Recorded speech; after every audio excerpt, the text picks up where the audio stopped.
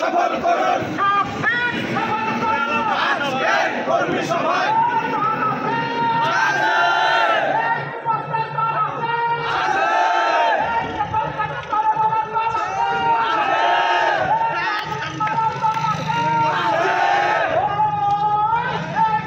যুবদল যুবদল যুবদল যুবদল আরো জোরে যুবদল যুবদল সবাই মিলে যুবদল